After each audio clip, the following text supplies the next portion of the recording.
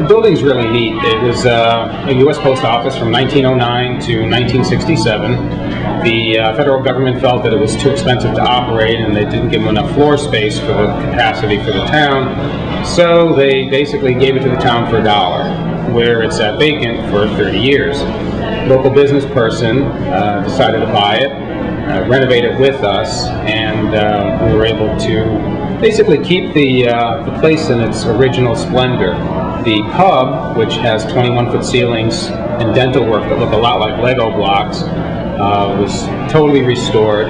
All the wood was hand stripped, and the marble and terrazzo floors were polished. And then a friend of mine, who also homebrewed with me, Peter Huckins, built on site a 60-foot mahogany bar and all our mahogany tables. So we have a beautiful bar, especially over the years now, how it's changed in color, and I'm really proud of it. Saddest thing was the third day we were open, somebody had to engrave their initials in it. That always bothers you, but what are you going to do? You know, that's the character that the bar is going to get. Over the years, though, it's really taken on a nice color. The dining room, our main dining room, was the workroom for the postal workers. So that's where they'd sort their stamps and stamp all the boxes. And we took the safe out, and that became the men's room. Not really, but sort of.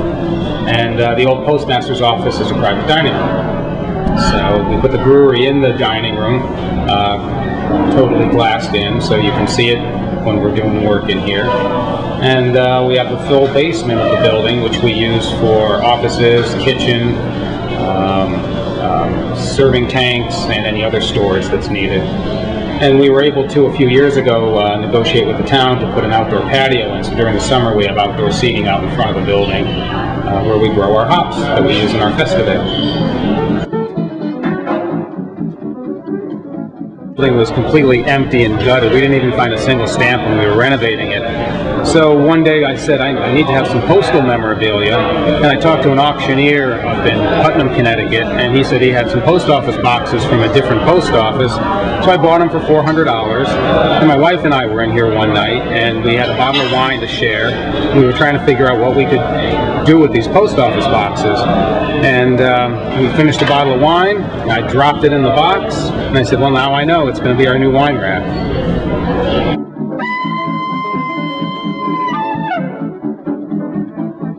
We just did a Belgian-style double IPA that I use a lot of orange peel in.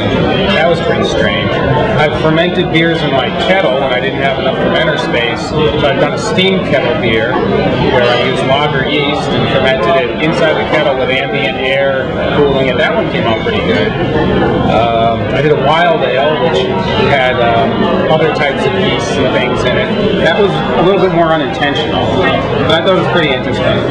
But we did this beer called Rodenzock. It's a sour ale patterned after Rodenbach. Got a little bit of a following from that. People asked me if I'm going to make it again, but it wasn't a fast mover by any means. And we always participate in the local homebrew competition. We do a brewer's choice. And this past year we did a Saison. The year before we did this Old Kentucky Ale, which was a beer brewed with barley, maize, rice, corn, rye, wheat, and it came out to be about 11.5%. We're aging some of that right now in whiskey barrels.